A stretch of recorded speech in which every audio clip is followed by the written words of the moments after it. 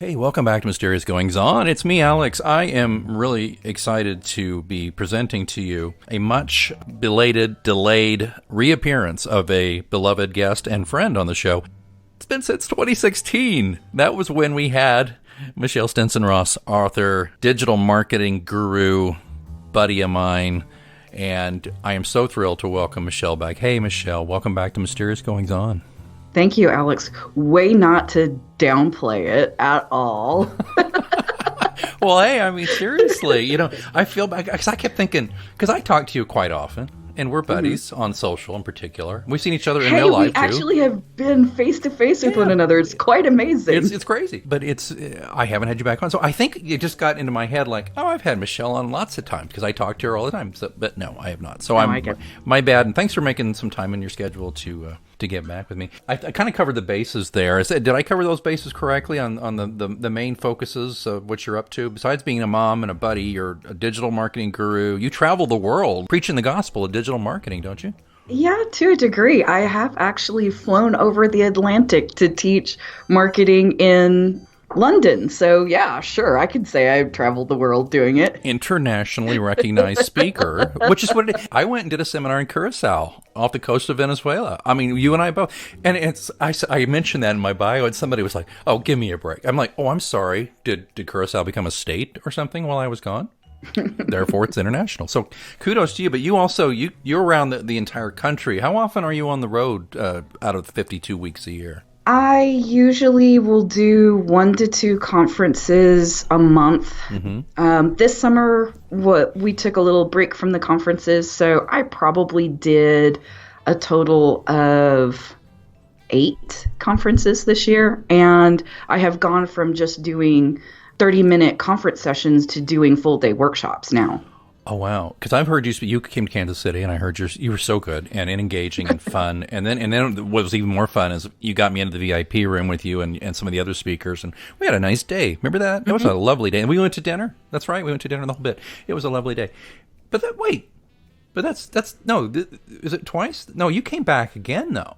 I was back again this spring, and you were doing dental things, I think. That's when I had to have my the jaw bone graft to my jaw.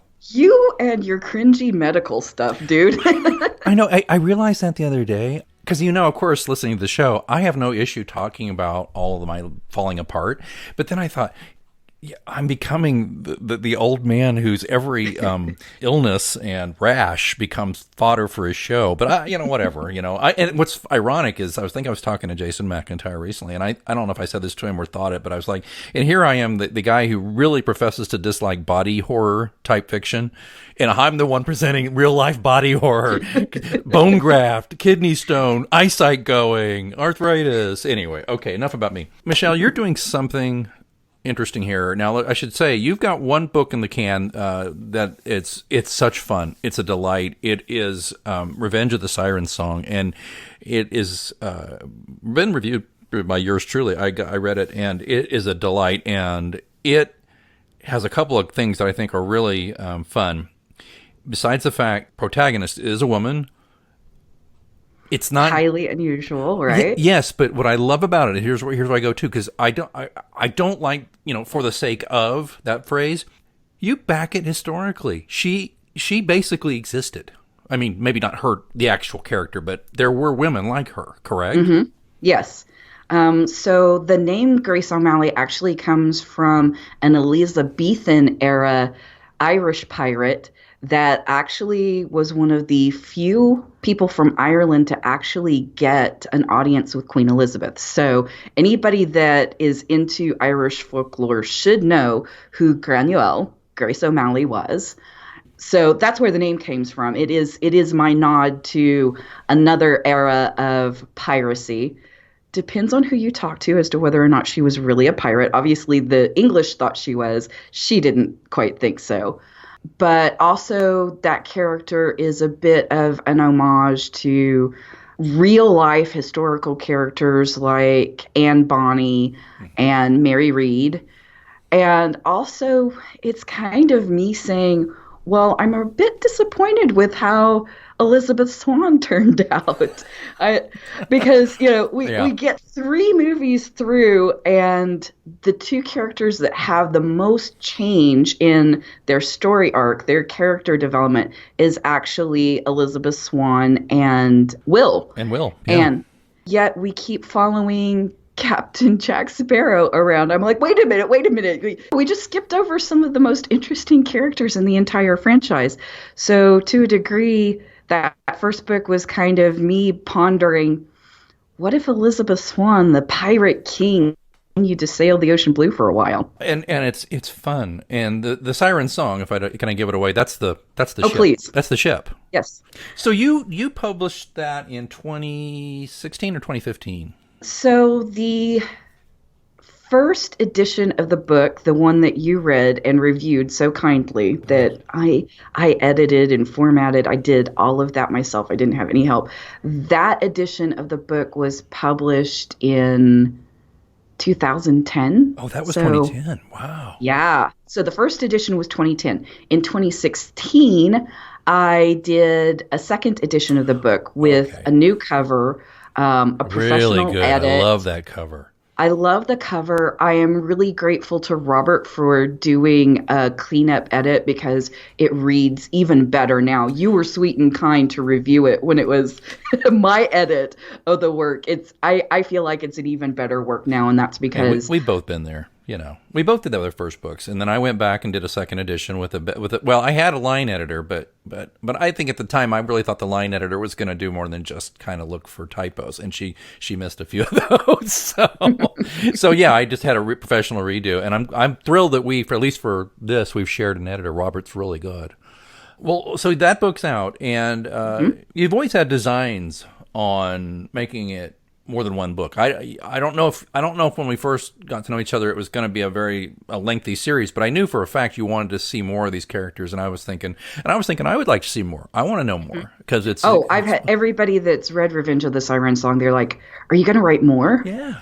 We want more. They should. You should. I always thought at the very least, and I'm like big on threes. And this, of course, I thought I was going to stop at 3, which I couldn't. But I hope at least you'll do 3. But I don't think that's your plan. I think you plan to do more. I am looking at a total of 10. Woo. Okay, I will be reasonable and admit that, oh my God, it has taken me forever to pick up and start writing again. Yes, I will admit that. Mm-hmm. It's been almost 10 years since I put out another long form work of fiction. Oh my gosh, you have far outpaced me with the number of books you've created in the same amount of time. But I have been making plans for those entire 10 years. And I have to admit, looking back on my life now, that 10 years has actually been 10 years more life experience, 10 years more of learning how to be a good human being, to be compassionate with my fellow man. And I feel like to a degree, it's really improved my ability to tell a good, compelling story. So, okay, you guys, you've made a 10-year investment in me. It's time for it to pay off, right? I like that. And knowing a lot of what you've lived through the past 10 years, I cannot imagine your work not having, and I don't mean this like it lacked maturity before it didn't, but the new maturity that's going to come with this, I'm so looking forward to. And again, that's not like me saying it was immature previously, but it's 10 years of life. I mean, it's like if you go to my first book and you go to my last, there's a big difference in the way it's written and the way it sounds, and the character is very different. So I'm so looking forward to Grace. Now, will Grace be 10 years older in the next one, or no? So I'm leaving that up to the audience to decide. No, actually, she's not, because I pick up right where I left off in Revenge of the Siren Song. So at the end of the Siren Song, without any spoilers, I promise you guys, no spoilers here, Grace and the crew of the Siren Song are crossing from the Atlantic into the Pacific. They're going around the southern tip of South America. Right. So the second book, the title, which is Treasure of the Sunstone, picks up with them now sailing north along the coast of South America toward the Juan Fernandez Islands. The Juan Fernandez. I don't even know. I don't think I've ever heard of them, honestly. Yes, you would have. If have you ever heard of Robinson Crusoe? Is that where he was marooned? So, Robinson Crusoe is based on the real life story of a sailor called Alexander Selkirk. That's right. Selkirk was marooned on the Juan Fernandez Islands for, I want to say, 3 to 4 years, something like that. And he actually has a direct connection to a lot of the research that went into the story of Treasure of the Sunstone. Oh. Because he was sailing with a privateer crew, and the captain of the ship that he was on was not maintaining the ship well. Selkirk was incredibly worried that the ship was rotting out from under their feet. So he actually chose to disembark and not get back on. And that's how he wound up marooned. He then is rescued by another privateer group that was sailing to capture the Manila Galleon that year. A lot of this information is kind of the underpinnings of what's going on in Treasure of the Sunstone. Captain Grace O'Malley has met a few other privateers in the Pacific, and yeah, they've kind of set their sights on a major Spanish port in South America, as well as maybe the Manila Galleon. Okay. See, I love that. I love that. And I try to do that too, is to add some reels. The verisimilitude, you've got to, I love to add that. And I had somebody tell me they loved that they could always kind of do a little globe trotting or learn about something. And so I love that about your books. And that's another thing too, is just, and folks, if you're kind of looking for a bodice ripper romance thing, that's really, that's not what this is. There's romance and there's saucy. I call it saucy. It's a saucy story, but to me, it's action, adventure, and it's got tons of historical accuracy. I mean, we talked about this years ago. I still remember that from our last conversation, is like, you really helped me research some stuff in the Keys and the wreck of the Atocha and some other things that I implemented. You're just great at that. You really are. So let's talk really quickly about what you're doing now to move this forward. You've decided to do something that a lot of authors, I think, are trying. And let's tell us a little bit about it. What you up to? Well, I have just launched a Patreon account and have connected it to my website. And the purpose being is, again, not really something that's particularly new among writers. So in the write-up I did for Patreon, I mentioned that I'm kind of hearkening back to Charles Dickens, Alexander Dumas, Arthur Conan Doyle. Oh my God, do I wish that I could write as well as these people. But one of the things that they did was they serialized the production of their work. So Doyle in particular is very famous for having produced his stories and chapters for the Strand and then compiling them later as a full-length book. Mm-hmm. So I had been thinking for a really long time, this is something that I would like to do and produce the chapters a chapter at a time. I kind of did that way back in the day on MySpace. We could talk about that later. Oh, wow. Yeah. But I wanted to also kind of give myself a little bit more freedom mentally, emotionally, financially.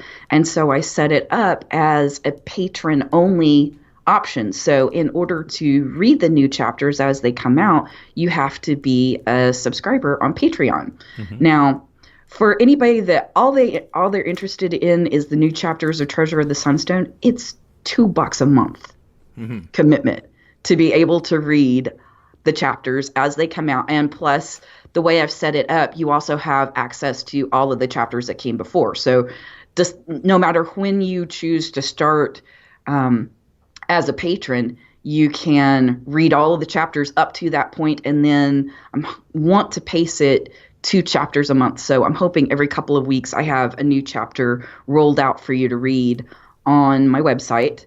And I'll put links in the Patreon account and all that kind of stuff. But if you go to patreon.com, and I think we're going to have the link in the show notes, yes? Absolutely, we are. Okay. It'll be on the MGO pod page in particular. It'll also be attached to the actual audio. But if you ever can't find it on your phone when you're listening, because sometimes it gets clipped, just go to MGO pod and you'll find it. Cool. So, having gotten that out of the way, if you will go to my page on Patreon, it explains all of the different levels, from whether or not you just want a hammock on the beach to read, or whether you want to sign up as a senior member of the crew and get all of the goodies. There are tons of options there. I've thought about this. I did something kind of like this. I funded a book on Kickstarter years ago, and it did fine.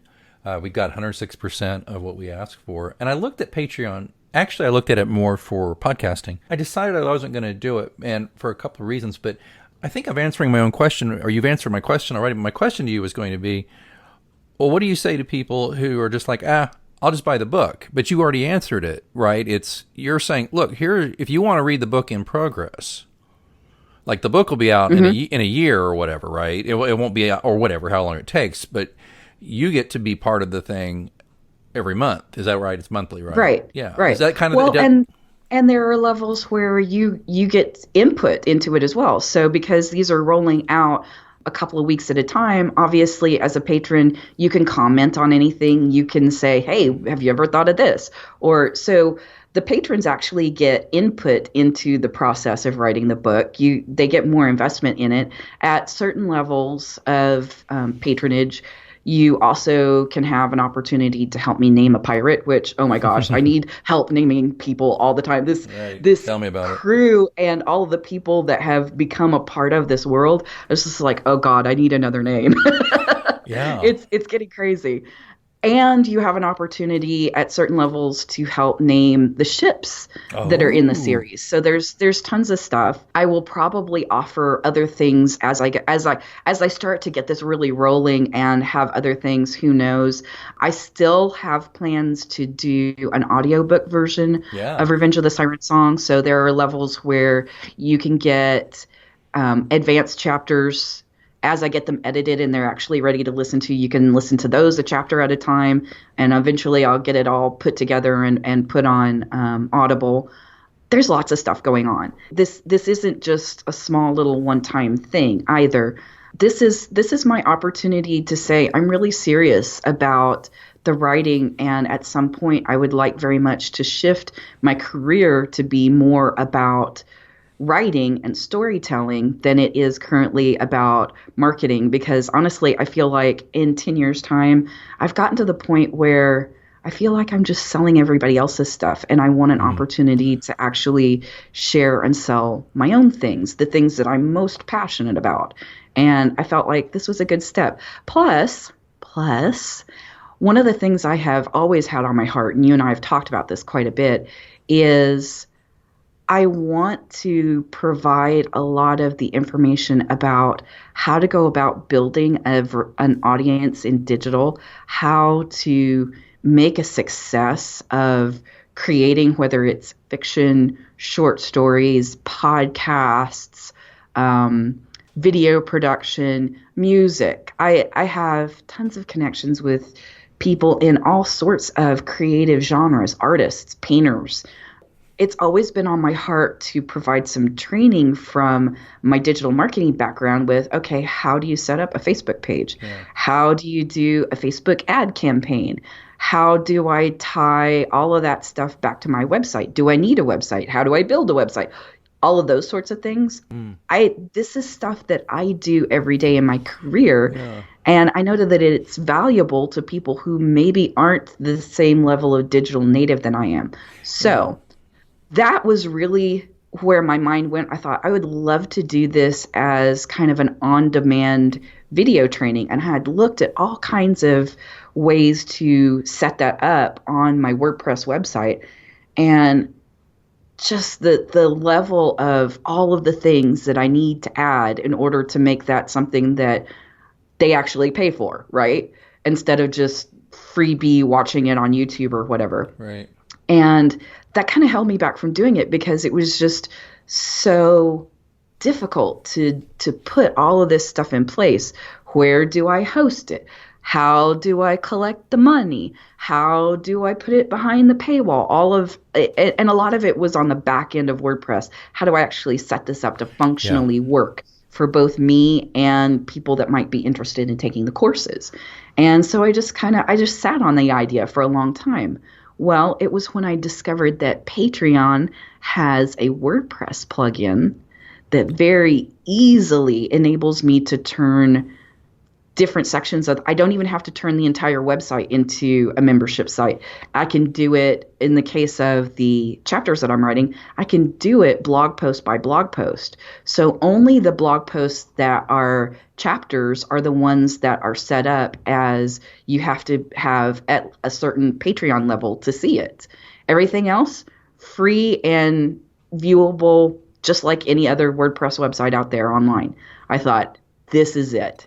This is the answer that I've been looking for. And that's really why I chose Patreon, was just how super easy it was to create the Patreon account, set up the levels, and then implement it on my website. Okay. See, now that makes more sense to me. Hmm. Because, you and I both, we don't have huge audiences. We have the people we have are loyal. I mean our Yes. book audiences. I don't mean your digital marketing audience because I know you're international. You're live and nationwide. But let's be honest, we don't sell thousands and thousands of books. So that's one reason I talk myself out of Patreon. It's like, I don't think I can get enough people to make it worth it. And my problem was that, and I just thought, geez, so I don't know. So that's why I kind of went the podcast route, or it's just I can communicate this way. My downloads are okay. I'm not a superstar in the podcast world, but I do think it helps me stay connected with my audience. But it also does something else for me that I think this Patreon is going to do for you. It keeps me honest. People expect content out of you, and if you can't get it, you can't write a book in a day. I mean, I can't write a book in a month. I can't do that. I'm just not wired that way. It's the way it is. But what I can do is check in with my listeners a couple of times a month at the least. So that's kind of what I see you doing here. And what I love hearing about this, by the way, the most is that you are this maven when it comes to the digital and you offering that. But I love the idea that, because I have the same problem, though, you do sometimes. I'm not quite the same as you in what you do and what I do, but we give a lot of it away. It's a very big inbound marketing concept of like, if you offer this free content, you'll pull clients in, and you will to a degree, and you'll build a Hmm. name. But there's a point where you're like, I can't give the cow away here, folks. I can give you some milk, and I'm happy to give Hmm. you a pitcher of milk every now and then, but I can't Right. give the cow away. So what I love what you're doing here, and I know you haven't got all that set up 100% yet, or do you? The training stuff. All right, the training stuff is not yet set up. That's kind of my stretch goal. I Hmm. really right now want to make sure that I focus on being accountable to getting those chapters done Right. because honestly, when I started 2019, I thought I can have this manuscript, at least the draft, Hmm. ready for an editor by June. And my life with kids and everything else Sure. just torpedoed that plan. Yeah. So I just finished and I was purposeful in this because I knew we were going to be doing this recording today. I finished chapter 8 last Hey. night All just right. so that I could sit here and say, "Hey, I finished a chapter." That's huge. It Congrats. is huge. It is huge.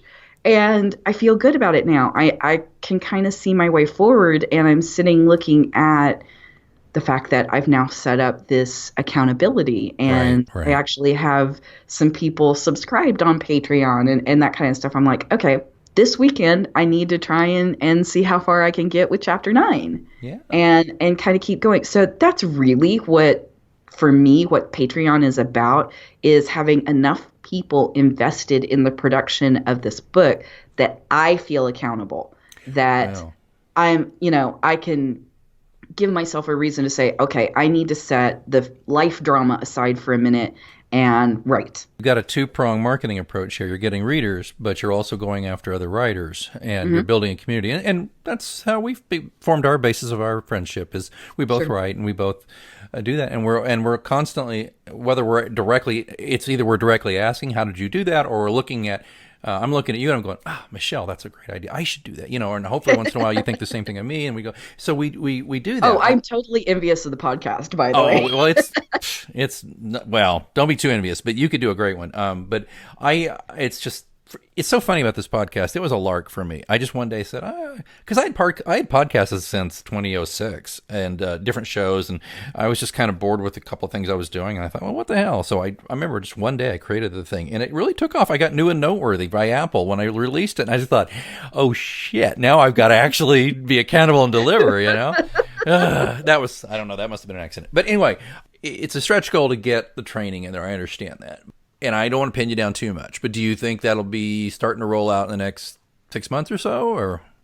I could easily see it rolling out in the next 6 months. Right now, I just kind of want to get through 2019. I want these last few weeks to just be over with, and then I can kind of feel like, okay, I've stabilized some things, and now let's see where we want to go to next. So I will say, I have been researching it, and I finally decided that this time around I want to set up a Vimeo account because I have a bit more control over the content if I host it on Vimeo than I do if I host it on YouTube. That doesn't mean I'm getting rid of my YouTube account.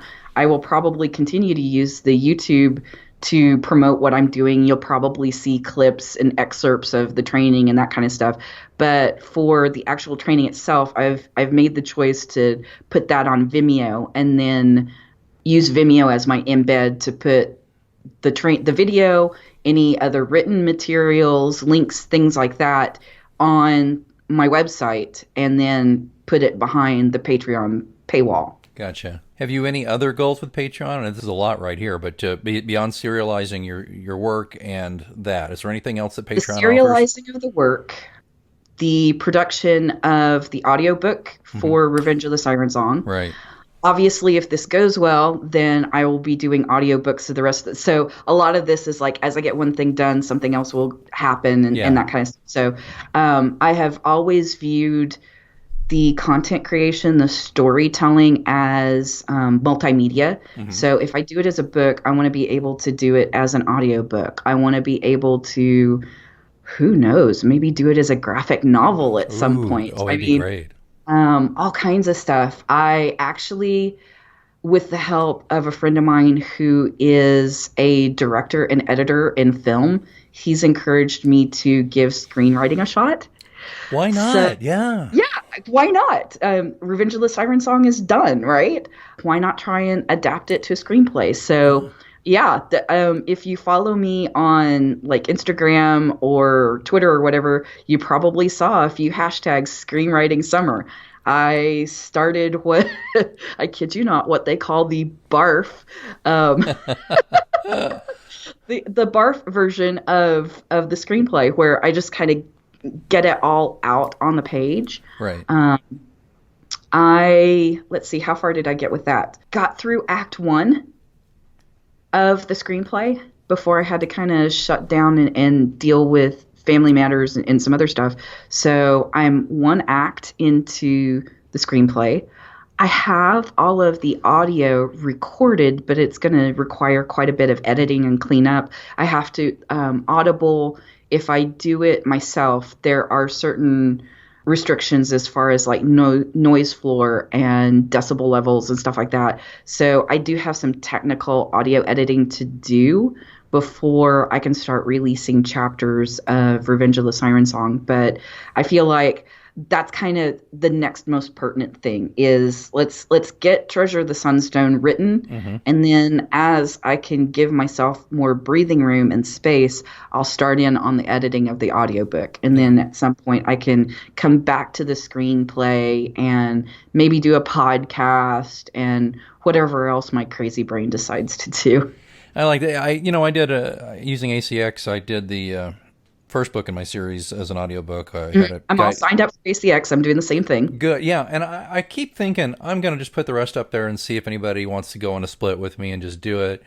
It's work though, because you have to go through when they turn in their audio. You have to go listen to it and make sure it's right and give them feedback. And finding that right person to read the book is important too. So, but it's worth doing. So you're inspiring me to look in that. Do that again. I kind of went the same route I went when I first wrote my book, in that I'm just going to try and do it all. So Revenge of the Siren Song is going to be an author-read audiobook. Right. So we'll see how it turns out. Well, this is exciting, and all the, as I said, mgopod.com will have all of the links, and there's a lot of links to a lot of stuff to follow Michelle at. But I wanted to Oh, ask you a I couple of really things. appreciate that. This has been the year on the show, basically, of creativity discussions, and I don't want to have to. Sorry, I have to do this in a kind of a quick, rapid fire deal here. But you work in a creative industry. Digital marketing is creative. Okay, it's strategic, but it's creative. What is the number one thing though that draws your heart and draws your passion towards fiction and books and what you're doing? Honestly, what's drawn my heart most recently has been my own children. So my kids are 22, 20, and 18. That freaks me out. You're too young for those kids. And I've watched them grow up in a world that is vastly different than the world that I grew up in. Yeah. And it's made me very much aware of the value of storytellers and artists to culture, that artists are really the change agents of culture. They are usually the first people that can articulate something new and help the rest of the general public see things in a different way. Right. And that's a big thing with what's driving me to continue to create and write now, is that my voice, however small or large it may be, that I could actually have an impact in making this world a little bit better for my kids. I love that. And, I was thinking this yesterday that there's so much going on politically and socially. There's so much upheaval and unrest. And it's easy to think that it's all crap, that the whole world's just going to turn into a cinder tomorrow. And I get into that mode and I get very down. And then I see something on TV and it's stupid or something. And I think, we have so much going on. Why are these people doing this? And then I realize it's just like what you said, though. People need a refuge from negativity and horror and sadness. And they also need that campfire. It's that it's that digital campfire now, right? But we all need Sure. that campfire with stories, and that brings us together. I mean, when we were kids, I'm older than you, but when we were kids, right? Everybody and their dog watched the finale of MASH, and everybody the next day is talking about it, right? Okay, we don't have that so much anymore. It's a little splintered, but the good news is we have more campfires to suit different needs and different Certainly. interests. And Certainly. your campfire here, I don't know how you keep it lit on the high seas, but you do, and it's really nice. Well, and I'll tell you that a lot of the historic research has made me think long and hard about things in the culture that we're dealing with now. So the golden age of piracy was 1700 to about 1720, the absolute height of colonization in the New World. A lot of the research has me running into the Spanish Inquisition and how much religious intolerance there was in the Catholic Church at the time. Obviously, North American slavery and the triangle slave trade. This is something that I historically run into. And I have the opportunity as an author of fiction to say, what if some of these things were slightly different? What if, there was a slave rebellion early in the, 1700s, or even late in the 1600s, like in the 1690s. So there was definitely a period, especially in the Caribbean, that sugar plantation owners were extremely worried that the slave population would revolt and just burn the whole thing down. Right. What if that actually happened and slavery in North America ended much earlier, like centuries earlier than it actually did? How fascinating is that, right? Oh, yeah.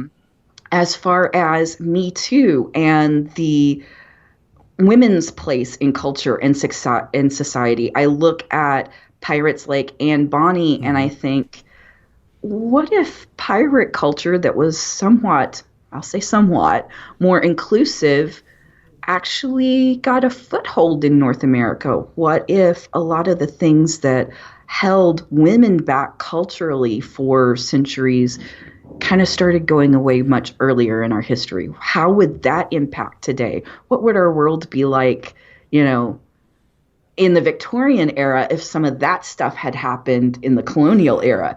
So that also fascinates me and inspires me. Now, people may not understand this, but the which they kind of lampoon a little bit in the Pirates of the Caribbean series. But the code was pretty much, I mean, the equality of the sexes on a pirate ship, right? I mean, I'm not saying every ship, but in general, the code held, right?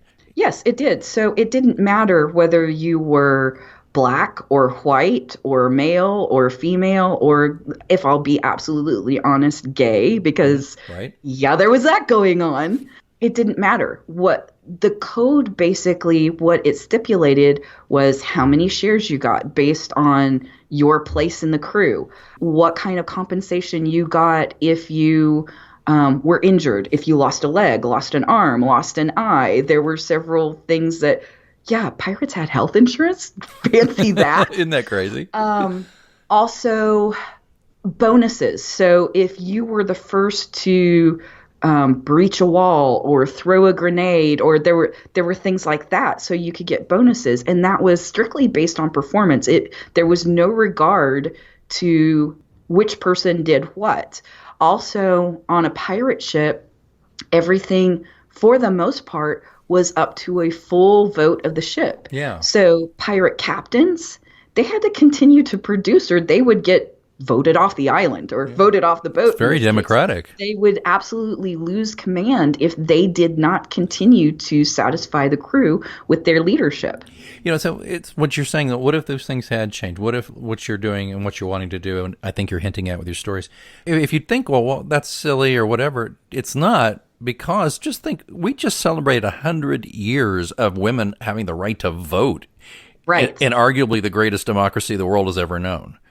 So this idea, you know, if you heard or thought and go, oh, come on. Well, no, think about it. If there had been more influence, if this culture, cutthroat as it was, if this culture, though, had a little more influence on the general culture, and as well as if there had been an opportunity for slave revolts, I mean, I'm probably conflating this. Port Royal, that wasn't a slave revolt, right? What was that? No, Port Royal. Oh, I'm glad you brought this up, because it actually is, it plays into Treasure of the Sunstone. Port Royal was destroyed by an earthquake in 1692. It was an earthquake. It wasn't humans Yes. who... Okay. Well, it wasn't humans really, but who knows what I may write before it's all said and done. See, this is fascinating, because you're historically accurate in so many ways, but you're also going to have some fun with this, and I can't wait to see it go. I'm going to have to get you back, and it won't be 4 years. I swear to God, it won't be. Michelle, you're always such a treat. Last words out. Any last comments for everybody at home listening? Keep telling your own stories. Share your truth. That's wonderful. Folks, you're not going to find a more generous person than Michelle either. You know, of course she's got to make a living, but if you're a writer in particular, and if you're struggling a little bit, find her. Seek her out. She'll give you some advice. She'll do what she can to help you. I'd say shirt off her back, but that might sound a little offensive to me saying that. But you know what? That could be scandalous. Oh my, it's saucy is what that is. But yeah, that's a little joke of ours. But if you read my review, it's saucy. But I got to reread Revenge. I'm going to do that and get involved here. And I want to start reading these chapters too. I want to be part of this too. So, thank you. Michelle, you're a delight. And all the links are going to be in the show notes. And we hope to have you back very soon. And I'm telling you, I'm going to make a little deal with you. I want to know, maybe in 6 months or so, I want you to come back. And you might have to kick me in the rear and say, remember, you made a deal. I want you to come back on and tell us how it's going. If Patreon's just exceeding your wildest dreams, you want to hear it, or if it's moving slowly, we want to hear it. Because I think other creative folks, not just writers, other creative folks are going to want to know if this is something they should look into. But I really like the way you're diversifying the approach, so I'm looking forward to hearing it. Is that a deal? Get you back in about 6 months or so? A total deal, and hopefully in 6 months' time, I'm talking about, we finished the manuscript, I've sent it off to the editor, and we're talking about cover art and several other things. That's going to be so great. All right, ladies and gentlemen, I hope you've enjoyed this wonderful conversation with a dear friend and a great writer and creative, Michelle Stinson Ross. And